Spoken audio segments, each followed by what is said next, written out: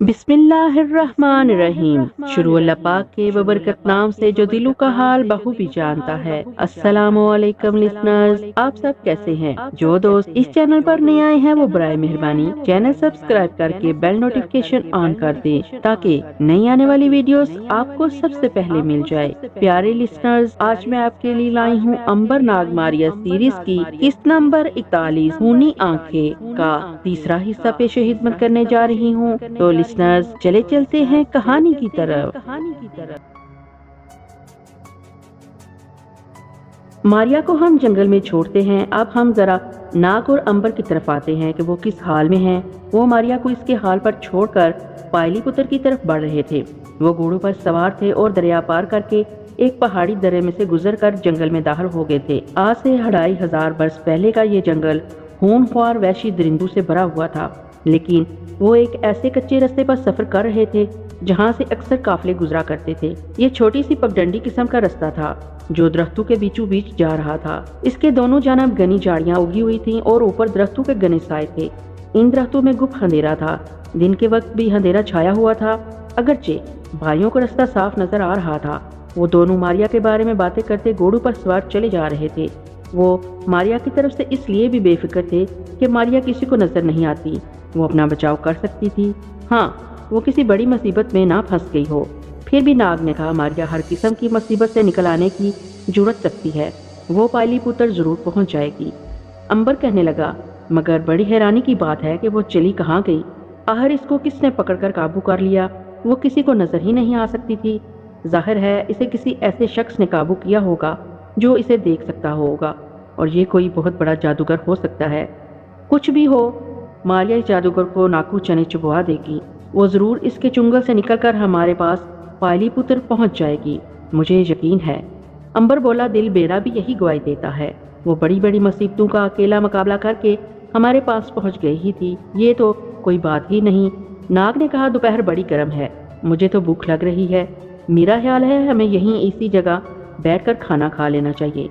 शायद घोड़ों को भी प्यास लगी हो। पानी कहीं मिल जाए तो वहाँ ठहर जाते हैं। जंगल में गर्मी की वजह से हब्स हो रहा था। इर्द गिर्द पानी कहीं नहीं था।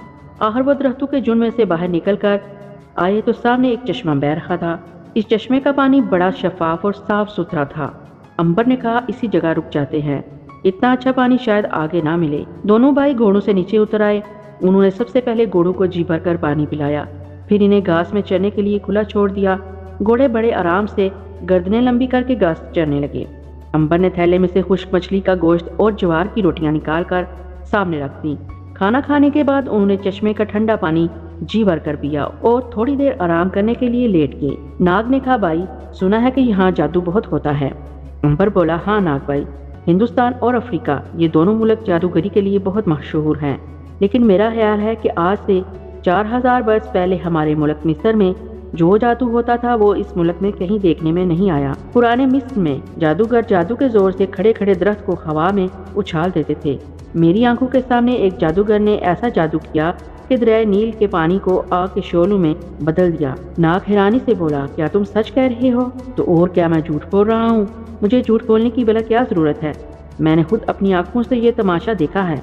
मैं बहुत बड़ी मिसाल तुम्हारे सामने मौजूद हूँ। अब मुझ पर भी तो किसी मिस्री काहिन ने जादू किया हुआ है जो मैं मर नहीं सकता। जिस रोज जादू का असर खत्म हो जाएगा मैं मर जाऊंगा। नाग ने कहा, मारिया पर किसने जादू किया है भाई? वो जो गायब हो गई। अंबर ने कहा, इस पर भी किसी मिस्री जादूगर ने जादू किया था। ये जादू मैंने किसी मुल्क में नहीं देखा। चीन और जापान में भी इतने जबरदस्त जादूगर नहीं हैं। अभी वो बातें ही कर रहे थे कि इन्हें पाँव की आहट सुनाई दी, जैसे कोई पत्तों पर चल रहा है। अंबर ने नाग की तरफ देखकर सरगोशी में कहा, कोई आ रहा है। वो दोनों चौकन्ने होकर झाड़ियों के पीछे हो गए। इनके घोड़े जरा दूर खड़े घास जा रहे थे। पाँव की आहट रुक गई। वो एक दूसरे की तरफ देखने लगे। कौन हो सकता है ये? जरूर ये या तो कोई मुसाफिर होगा या फिर जंगली दरिंदा होगा, और डाकू भी हो सकता है। नहीं, डाकू इन जंगलों में कभी अकेले सफर नहीं किया करते। फिर आवाज आ रही है। दोनों खामोश हो गए और गौर से पाँव की आवाज को सुनने लगे। आवाज अब करीब आ रही थी। जंगल में बड़ी गहरी खामोशी थी। सिर्फ कभी कभी किसी दरख्त पर कोई परिंदा चहचहा कर उड़ जाता।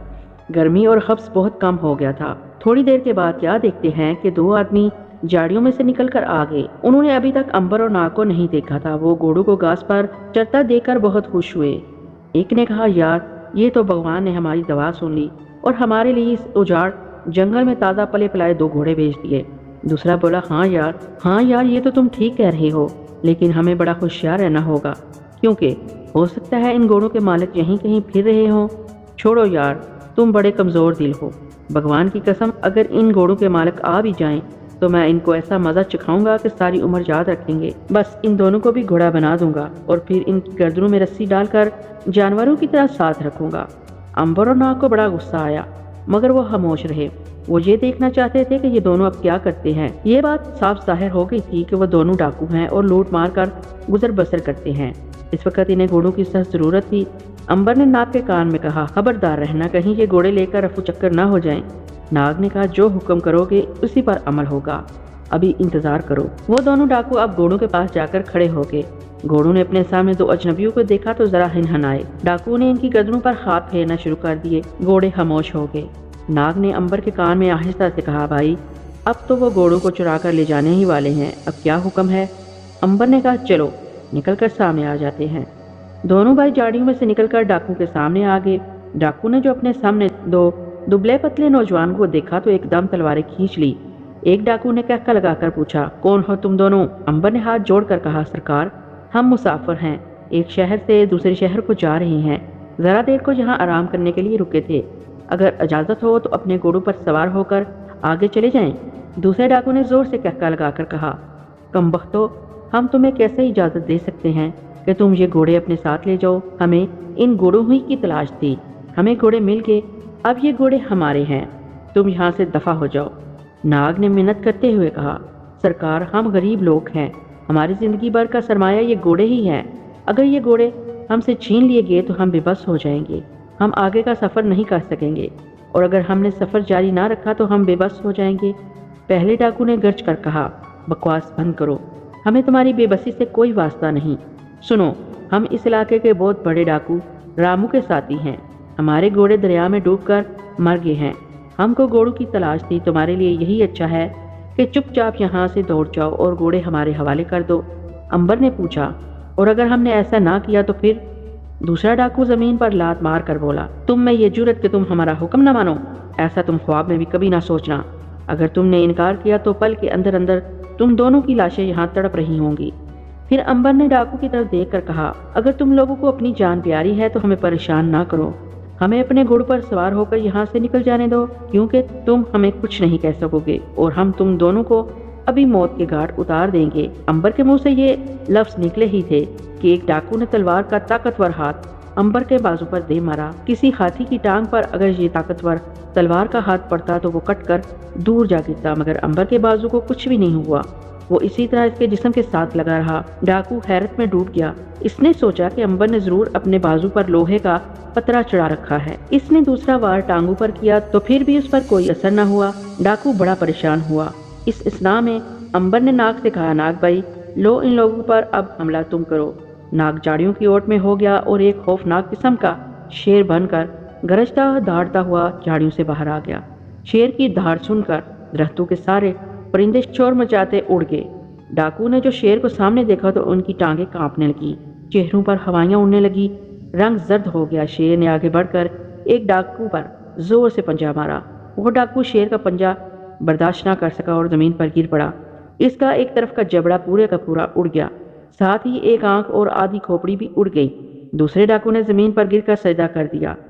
अंबर ने नाग से कहा, इस पर रहम करो नाग, इसको छोड़ दो। शेर झाड़ियों में वापस चला गया। यहाँ नाग फिर से इंसान की शक्ल इख्तियार करके वापस आ गया। डाकू के अब होश ठिकाने आ चुके थे। अंबर ने इससे पूछा, क्यों भाई, अब भी हमारा घोड़ा चुरा कर ले जाओगे?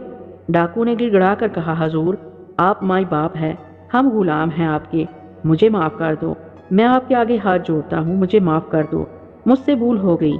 नाग ने पूछा, ये रामू डाकू कहाँ होता है? डाकू बोला, सरकार वो इस जंगल के पार एक पुराने किले के खंडर में रहता है, वो हमारा सरदार है। क्या वो अच्छा आदमी है? डाकू बोला, हजूर क्या अर्ज करूं, रामू डाकू बड़ा जालिम शख्स है, किसी पर रहम नहीं खाता, अगर हम जरा सा इसका हुक्म ना माने तो खड़े खड़े खाल खिंचवा लेता है।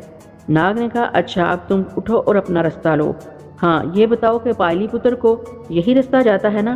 ہاں سرکار، یہی کچا رستہ اس جنگل سے ہو کر پائلی پتر کو جاتا ہے، مگر سرکار پائلی پتر تو یہاں سے بہت دور ہے۔ ٹھیک ہے ہم چلے جائیں گے، اب تم یہاں سے بھاگ جاؤ۔ ڈاکو نے ہاتھ جوڑ کر سلام کیا اور وہاں سے بھاگ گیا۔ کچھ دیر آرام کرنے کے بعد ناگ اور امبر بھی وہاں سے گھوڑوں پر سوار ہو کر چل پڑے۔ شام تک وہ سفر کرتے رہے۔ جب اندھیرے میں رستہ تلاش کرنا مشکل ہو گیا تو امبر نے کہا، میرا خیال ہے ہمیں یہاں رات بھر کے لیے رک جانا چاہیے، اب اندھیرا زیادہ گہرا ہو گیا ہے۔ ناگ بولا، جیسے تمہاری مرضی بھائی۔ انہوں نے گھوڑوں کو درخت کے ساتھ باندھا اور کمبل زمین پر بچھا دیے۔ پھر انہوں نے جنگلی درندوں سے بچنے کے لیے آگ روشن کر لی۔ آگ کی وجہ سے درخت پر بیٹھے ہوئے سارے پرندے وہاں سے پھڑ پھڑا کر اڑ گئے۔ آدھی رات تک وہ باتیں کرتے رہے، پھر انہیں نیند آ گئی اور وہ سو گئے۔ ناگ گہری نیند سو گیا تھا، مگر امبر ابھی جاگ رہا تھا۔ وہ سوچ رہا تھا کہ ماریا خدا جانے کہاں ہوگی، کس حال میں ہوگی۔ اس کو یوں چھوڑ کر نہیں آنا چاہیے، انہیں اس کی تلاش کرنی چاہیے، نہ جانے بیچاری کس بڑی مصیبت میں پھنس گئی ہوگی۔ لیکن پھر اس نے سوچا انہوں نے تو اپنی طرف سے کوئی کسر نہیں اٹھا رکھی تھی، وہ تو 2 روز تک جنگل میں سے تلاش کرتے رہے تھے، انہوں نے جنگل کا کونا کونا چھان مارا تھا۔ اگر ماریا وہاں ہوتی تو انہیں ضرور مل جاتی، وہ ضرور کہیں دور نکل گئی ہے اور پائلی پتر اپنے آپ پہنچ جائے گی۔ پھر امبر کو بھی سوچتے سوچتے نیند آ گئی۔ رات جنگل کی پرسرار اندھیری رات آہستہ آہستہ گزر رہی تھی۔ درختوں پر گہری خاموشی چھائی تھی۔ کسی وقت دور جھنڈوں سے کسی الو کے بولنے کی آواز آ جاتی۔ آسمان پر ستارے چمک رہے تھے۔ اس گہری ڈراؤنی خاموشی میں رات میں اچانک جھاڑیوں میں سے ایک ریچھ نکل کر باہر آ گیا۔ یہ کالا اور بہت اونچا لمبا ریچھ تھا۔ آگ بجھ چکی تھی۔ ریچھ نے قریب آ کر امبر اور ناگ کو تھوتنی سے سونگنا شروع کر دیا۔ وہ دونوں بڑی گہری نیند سو رہے تھے اور ہلکے ہلکے خراٹے بھی لے رہے تھے۔ ریچھ نے ان کے گرد چکر لگانے شروع کر دیے۔ پھر وہ امبر کے پاس آ کر رک گیا، تھوتنی جگا کر امبر کے سر کو سونگا اور بڑے زور سے غصے میں آ کر امبر کے سر پر اپنا ہاتھ مارا۔ امبر ہڑبڑا کر اٹھ بیٹھا۔ کیا دیکھتا ہے کہ اندھیرے میں ریچھ کی خونی آنکھیں انگاروں کی طرح دہک رہی ہیں۔ امبر مسکرا دیا، وہ سمجھ گیا کہ ریچھ نے اس پر حملہ کیا ہے۔ ریچھ نے دوسری بار حملہ کر کے اپنے پنجوں کے تیز ناخنوں سے امبر کا پیٹ چاک کرنے کی کوشش کی، مگر امبر کے جسم پر ریچھ کے ناخنوں کا ذرا بھی اثر نہ ہوا، جیسے اس کا جسم پتھر کا بنا ہوا تھا۔ ریچھ زور سے گرجا، ناگ کی آنکھ کھل گئی۔ ناگ خوف سے پرے ہٹ گیا۔ امبر نے کہا، ناگ بھائی، اس سے بچنا یہ تمہیں زخمی کر سکتا ہے، میں اس سے خود ہی نپٹ لوں گا۔ ناگ نے امبر کی طرف اپنا خنجر پھینک دیا۔ اب امبر اور ریچھ گتھم گتھا ہو گئے۔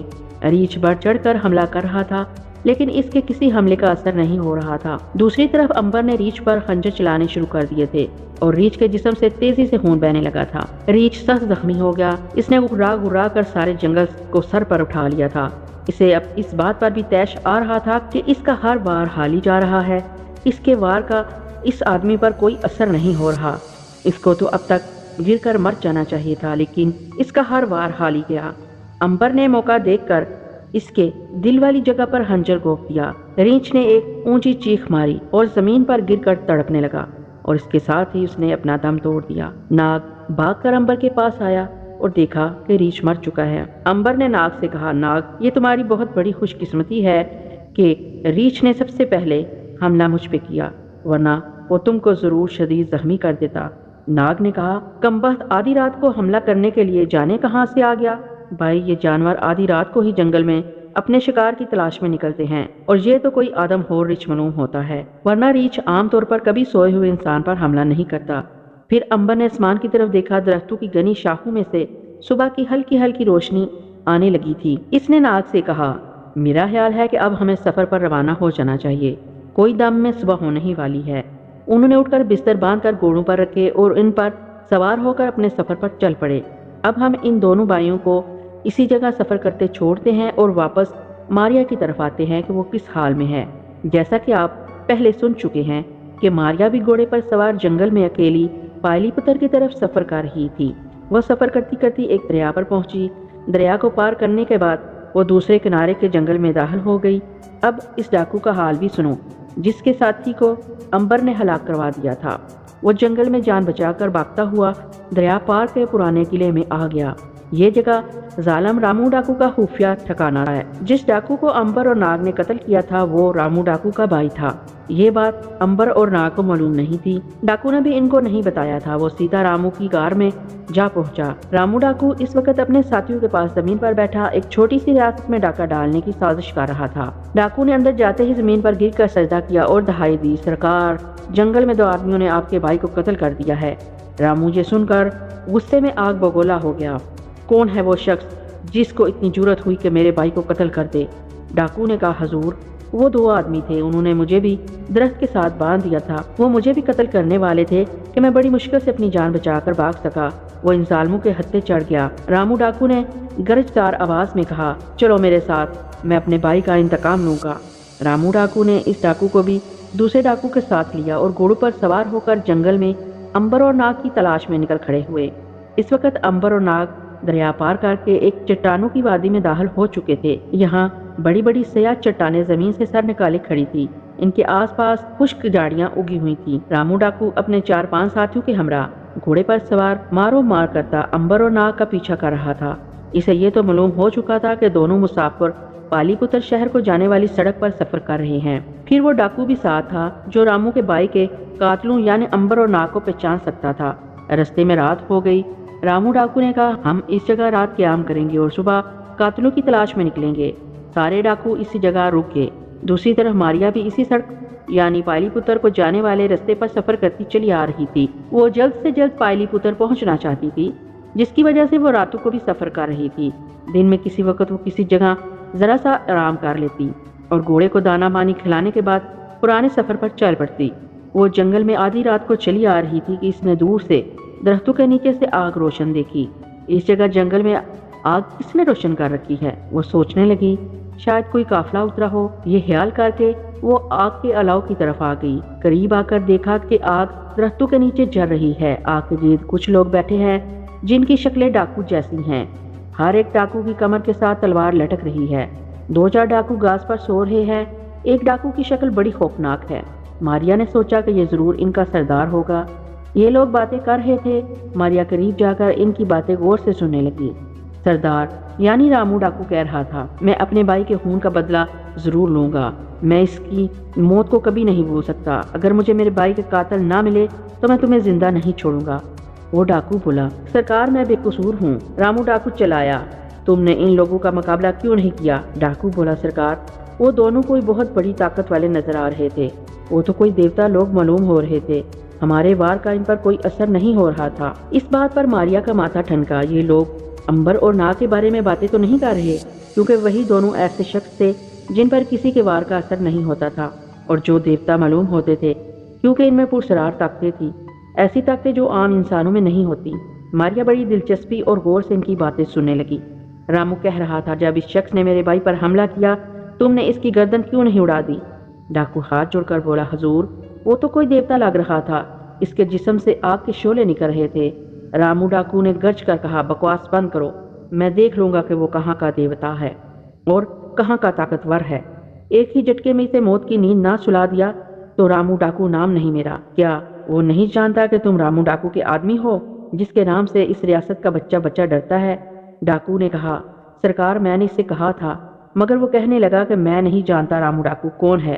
رامو بھڑک اٹھا، اس کی یہ مجال، اس کی یہ ہمت، کوئی بات نہیں، میں اسے ایسا سبق سکھاؤں گا کہ اس کی آنے والی نسلیں بھی رامو ڈاکو کے نام کو بھلا نہیں سکیں گی۔ ماریا نے فیصلہ کر لیا کہ ان ڈاکو کے ساتھ چلنا چاہیے، کیونکہ یہ لوگ امبر اور ناگ کی تلاش میں جا رہے تھے۔ امبر اور ناگ سے ان کا ایک آدمی ہلاک ہو گیا تھا اور یہ اس کا بدلہ لینا چاہتے تھے۔ ڈاکو بھی سونے کی تیاریاں کرنے لگے۔ ماریا نے بھی دور جا کر گھوڑے کو ایک درخت کے ساتھ باندھا اور زمین پر کمبل بچھا کر سو گئی۔ ساری رات ماریا کو کوئی ہوش نہ رہا، وہ بے حد تھکی ہوئی تھی۔ ایک پوری رات اس نے سفر میں بالکل آرام نہیں کیا تھا۔ جو ہی اس کی آنکھ لگی تو جا کر اس وقت کھلی جب سورج آسمان کے درمیان میں آ چکا تھا، یعنی آدھا دن گزر چکا تھا۔ ماریا ہڑبڑا کر اٹھ بیٹھی۔ اس نے جلدی سے اس طرف دیکھا جدھر ڈاکو سو رہے تھے، مگر وہاں تو اب سوائے بجھی ہوئی آگ اور کچھ بھی نہیں تھا۔ ڈاکو صبح صبح ہی امبر اور ناگ کی تلاش میں وہاں سے روانہ ہو چکے تھے۔ ماریا کو بڑا افسوس ہوا کہ محض اس کی سستی کی وجہ سے وہ ڈاکو سے پیچھے رہ گئی، لیکن اس نے ہمت نہ ہاری اور وہ اٹھ کر گھوڑے پر سوار ہوئی اور اسے لے کر پائلی پتر جانے والے سڑک پر ڈاکو کے پیچھے چل پڑی۔ ناگ اور امبر آگے آگے جا رہے تھے، ان کے پیچھے پیچھے رامو ڈاکو ان کا تعاقب کر رہا تھا۔ ان کے پیچھے ماریا گھوڑے پر سوار چلی آ رہی تھی۔ ان کے درمیان کافی فاصلہ تھا، مگر سڑک دونوں کی ایک ہی تھی، صرف ڈاکو تیزی سے سفر کر رہے تھے۔ ان کے اور امبر ناگ کے درمیان کا فاصلہ کم ہوتا جا رہا تھا۔ رات پھر سر پر آ گئی۔ امبر اور ناگ چلتے چلتے ایک اور دریا کے کنارے پہنچ گئے۔ یہ دریا جنگل کی پہاڑی علاقے میں بہ رہا تھا۔ یہ زیادہ چوڑا دریا نہیں تھا، مگر اس میں پانی بڑی تیزی سے بہ رہا تھا۔ اس کے کنارے پتھریلے تھے اور اونچے تھے۔ ناگ نے نیچے جھانک کر کہا، اس دریا کا پانی سیاہ معلوم ہوتا ہے۔ امبر نے کہا، بھائی شام کے وقت سارے دریاؤں کے پانی ایسے ہی لگتے ہیں۔ ویسے یہ دریا خوفناک ضرور ہے، اگر اس میں آدمی کی جائے تو ایک پل میں پانی سے بہا کر سمندر کی طرف لے جائے گا۔ ناگ بولا، یہ تو بالکل ٹھیک ہے، مگر میرا خیال ہے کہ ایسی جگہ رات بسر کرنی چاہیے، اس سے اچھی جگہ میرے خیال میں آگے نہیں ملے گی۔ تو پھر اترو گھوڑوں سے اور بچھاؤ اپنے بستر۔ دونوں گھوڑوں سے نیچے اتر آئے۔ انہوں نے آگ جلا کر زمین پر کمبل بچھا دیے۔ امبر نے تھیلے سے خشک مچھلی نکال کر اسے گرم کیا اور نمک لگا کر خود بھی کھائی اور ناگ کو بھی پیش کی۔ ناگ مچھلی کھاتے کھاتے ہنس پڑا اور بولا، امبر بھائی، آج مچھلی کھاتے کھاتے مجھے 12 روز ہو گئے، کمبخت کہیں سے مرغ یا بطخ کا گوشت کھانا نصیب نہیں ہوا۔ امبر نے کہا، بھائی اس میں کون سی مشکل بات تھی؟ تم پہلے کہتے ہم جنگل میں ذرا اندر جا کر جنگلی ہرن کا شکار کر لاتے۔ چلو کل صحیح، کل ضرور ہرن کا شکار کھائیں گے۔ ابھی وہ باتیں ہی کر رہے تھے کہ فضا میں ایک کہکا گونجا، بد نصیب انسانوں، اب تم ہرن کا شکار کبھی نہیں کر سکو گے۔ ہرن سے پہلے تم میرے شکار ہو چکے ہوگے۔ میں تمہیں اسی جگہ اسی وقت ہرن کی طرح ذبح کر دوں گا۔ امبر اور ناگ نے چونک کر دیکھا، سامنے رامو ڈاکو اپنے ہونہار ساتھیوں کے ہمراہ کھڑا ان دونوں کو خونی آنکھوں سے گور رہا تھا۔ امبر نے کہا، ہم سے تمہاری کوئی دشمنی نہیں، پھر تم ایسی باتیں ہمارے ساتھ کیوں کر رہے ہو؟ رامو ڈاکو نے چیخ کر کہا، تم کہتے ہو کہ میرے ساتھ تمہاری کوئی دشمنی نہیں ہے؟ تم جو میرے بھائی کالو کے قاتل ہو، جس نے جنگل میں میرے بھائی کو شیر سے ہلاک کروا دیا، خبردار یہاں سے ایک قدم ہلنے کی کوشش نہ کرنا، نہیں تو میں وقت سے پہلے تمہارا کام تمام کر دوں گا۔ رامو ڈاکو نے اسی ڈاکو کو سامنے لا کر کہا، پہچانو، کیا یہ وہی قاتل نہیں ہے؟ ڈاکو نے کہا، وہی ہے حضور، انہوں نے اپنے پالتو شیر کو حکم دے کر بیچارے کالو کو مروا دیا تھا۔ اب امبر سمجھ گیا کہ یہ معاملہ کیا ہے، پھر بھی وہ لڑائی نہیں کرنا چاہتا تھا۔ اس نے رامو کی طرف دیکھ کر کہا، تم میری بات کو غور سے سنو، تمہارا بھائی اور یہ آدمی رات کو ہمارے گھوڑے چرانے آئے تھے کہ جھاڑیوں میں سے شیر نکل آیا اور تمہارے بھائی کو ہڑپ کر گیا، اس میں ہمارا کوئی قصور نہیں ہے، ہم سے تمہاری دشمنی بیکار ہے۔ رامو ڈاکو چلایا، میں سب جانتا ہوں، وہ شیر تمہارا ہی ساتھی تھا جس نے شیر کی کھال پہن کر میرے بھائی پر حملہ کر دیا تھا۔ تم لوگ اب میرے انتقام کی آگ سے نہ بچ سکو گے، میں تم سے اپنے بھائی کے خون کا بدلہ لے لوں گا۔ پھر رامو ڈاکو نے اپنے ساتھیوں سے کہا، ان دونوں کو زنجیروں میں جکڑ دو۔ اس سے پہلے کہ امبر اور ناگ اپنا بچاؤ کر سکتے، سارے کے سارے ڈاکو ان پر ٹوٹ پڑے اور دیکھتے ہی دیکھتے انہوں نے امبر اور ناگ کے ہاتھوں پاؤں میں زنجیریں ڈال دیے۔ ناگ حملہ کرنے کا خیال کر ہی رہا تھا کہ امبر نے اشارے سے اسے منع کر دیا، کیونکہ ڈاکو کی تعداد زیادہ تھی۔ اسے معلوم تھا کہ اگر ناگ نے سانپ یا شیر کا روپ بدلا تو ایک دو ڈاکو تو ضرور مر جائیں گے، لیکن پھر ناگ کو بھی وہ سارے کے سارے مل کر ٹکڑے ٹکڑے کر ڈالیں گے۔ امبر تو موت سے اپنا دامن بچا سکتا تھا، لیکن ناگ ایسا نہیں کر سکتا تھا۔ زیادہ لوگوں میں اس کی جان ہمیشہ خطرے میں پڑ سکتی تھی۔ اس سے پہلے وہ ایک بار زیادہ لوگوں میں پھنس کر ٹکڑے ٹکڑے ہو چکا تھا اور بیچارہ امبر ایک برس تک ان ٹکڑوں کو لکڑی کے باکس میں ڈال کر پھرتا رہا تھا۔ ناگ نے امبر کا اشارہ پا کر حملہ کرنے کا خیال چھوڑ دیا۔ امبر بھی مقابلہ نہیں کرنا چاہتا تھا۔ ایسی صورت میں پھر وہی بات تھی، ناگ کی زندگی خطرے میں پڑ سکتی تھی۔ اس نے سوچا کہ وقت کا انتظار کرنا چاہیے، ڈاکو کے ساتھ گرفتار ہو کر چلے چلنا چاہیے۔ ہاں، اگر انہوں نے اسی جگہ اس وقت ان دونوں کو قتل کرنے کا ارادہ کیا، پھر امبر ان پر حملہ کر دے گا۔ یہ بات امبر نے دل میں طے کر رکھی تھی، مگر رامو ڈاکو نے ایسا نہ کیا۔ اس نے اپنے بھائی کے قاتلوں کو اپنے ڈھیرے پر لے جا کر اذیتیں دے دے کر ہلاک کرنے کا فیصلہ کیا اور دونوں کو زنجیروں میں جکڑ کر گھوڑوں پر لاد دیا۔ پھر وہ انہیں لے کر واپس اپنے پرانے قلعے کی خفیہ کمین گاہ کی طرف روانہ ہو گئے۔ یہ بھی ایک اتفاق تھا کہ جس سڑک پر یہ ڈاکو لوگ امبر اور ناگ کو گرفتار کر کے لیے جا رہے تھے، اسی سڑک پر ماریا ان کی تلاش میں چلی آ رہی تھی، لیکن ڈاکو کے گھوڑے زیادہ تیز رفتار تھے۔ وہ کچھ دیر پہلے اپنے قلعے کی طرف جنگل میں گھوم گئے۔ جب ماریا وہاں سے گزرنے لگی تو ڈاکو وہاں سے موڑ گھوم چکے تھے۔ ماریا جنگل میں آگے نکل آئی۔ اچانک ایک جگہ رک کر اس نے دیکھا کہ کچے رستے پر ڈاکو کے گھوڑوں کے نشان نہیں ہیں۔ اسے محسوس ہوا کہ یا تو وہ رستہ بھول گئی ہے یا ڈاکو اسے جل دے کر کسی دوسری طرف نکل گئے ہیں، اس لیے اس نے گھوڑے کو واپس موڑ دیا۔ وہ اس جگہ پر آ گئی جہاں سے ڈاکوؤں کے گھوڑوں کے نشان بائیں جانب ایک گھاٹی کی طرف مڑ گئے تھے۔ ماریا بھی ان نشانوں کے ساتھ ساتھ گھاٹی کے اندر داخل ہو گئی۔ یہ گھاٹی ایک تنگ درے کی شکل میں دائیں بائیں گھومتی چلی گئی تھی۔ ماریا گھوڑے کو قدم قدم چلاتی آگے بڑھ رہی تھی۔ اس نے جھک کر زمین پر دیکھا، گھوڑوں کے نشان برابر آگے بڑھ رہے تھے۔ ماریا کا حوصلہ بڑھ گیا، وہ ٹھیک رستے پر جا رہی تھی۔ یہاں سیاہ چٹانیں چاروں طرف پھیلی ہوئی تھی، زمین پتھریلی شروع ہو گئی تھی اور کانٹے دار جھاڑیوں نے آگے بڑھ کر رستے کو مشکل بنا دیا تھا۔ ماریا کا گھوڑا آہستہ آہستہ چل رہا تھا۔ اب شام ہونے والی تھی، دن ڈوب رہا تھا۔ سیاہ چٹانوں پر سورج کی روشنی مدھم ہونے لگی تھی، درختوں کے سایوں میں اندھیرا پھیلنے لگا تھا۔ ماریا کے لیے اب گھوڑوں کے قدموں کے نشان تلاش کرنا مشکل ہو گیا تھا، کیونکہ ایک تو زمین پتھریلی تھی جس پر گھوڑوں کے سوموں کے نشان نہیں پڑتے تھے، دوسرے اندھیرا بڑھ رہا تھا۔ ماریا گھوڑے سے اتر پڑی۔ اس نے جھک کر زمین پر دیکھا، گھوڑوں کے نشان کہیں بھی نہیں تھے۔ وہ کچھ پریشان سی ہو گئی۔ وہ سیاہ چٹانوں اور چھتری نما گھنے درختوں میں گری ہوئی تھی۔ سوچنے لگی کہ اب کیا کرے، آگے بڑھے تو کس طرف کو بڑھے، اور اگر ایسا نہ کرے تو کیا وہ اسی جنگل میں رات بسر کرے۔ رات بسر کرنے کا مطلب یہ تھا کہ ڈاکو بہت آگے نکل جائیں گے، جبکہ ماریا چاہتی تھی کہ وہ جلدی سے جلدی ان کا پیچھا کر کے امبر اور ناگ کے پاس پہنچ جائے، اس لیے کہ یہ ڈاکو امبر اور ناگ کی طرف ہی جا رہے تھے۔ آخر اس نے آگے بڑھنے کا فیصلہ کیا۔ ظاہر ہے ڈاکو اسی جنگل میں داخل ہوئے تھے، وہ کہیں اور نہیں جا سکتے تھے۔ ماریا نے گھوڑے کی باگ ہاتھ میں تھامی اور قدم قدم چلنے لگی۔ زمین پر گھوڑوں کے نشان کہیں دکھائی نہیں دے رہے تھے۔ اب اندھیرا بڑھ گیا تھا۔ ماریا چٹانوں کے پاس آ کر ٹھہر گئی۔ اس کے لیے رستہ تلاش کرنا مشکل ہو رہا تھا۔ وہ ضرور آگے بڑھتی اگر اسے ڈاکو کا ذرا سا بھی سراغ مل جاتا۔ اس نے گھوڑے کو ایک درخت سے باندھا اور پتھروں پر بیٹھ کر سوچنے لگی کہ اب کیا کرے۔ میرا خیال ہے کہ یہاں رات بسر کرنے کے بعد صبح کو ڈاکو کی تلاش کی جائے۔ چنانچہ ماریا نے زمین پر کمبل بچھایا اور لیٹ گئی۔ اب ذرا امبر اور ناگ کی طرف چلتے ہیں۔ ڈاکو نے ان دونوں بھائیوں کو زنجیروں میں جکڑ کر گھوڑے پر ڈال رکھا تھا اور اسے اپنے قلعے والی غار کی طرف لیے جا رہے تھے۔ شام ہونے سے پہلے وہ جنگل میں چھتری نما درختوں اور سیاہ چٹانوں میں گرے ہوئے ایک پرانے قلعے کے کھنڈر میں پہنچ گئے۔ اس کھنڈر میں ایک غار تھا۔ اس غار کے اندر ڈاکو نے اپنا خفیہ ٹھکانہ بنا رکھا تھا، جہاں وہ لوٹ مار کے بعد آ کر چھپ جایا کرتے تھے۔ غار کے اندر آ کر ڈاکو نے امبر اور ناگ کو گھوڑوں پر سے اتار کر ایک پتھر کے ستون کے ساتھ باندھ دیا۔ یہاں سے تم کبھی فرار نہیں ہو سکو گے، سنا تم نے؟ اس کی کوشش بھی نہ کرنا، تمہاری قسمت میں اب سوائے موت کے اور کچھ نہیں ہے۔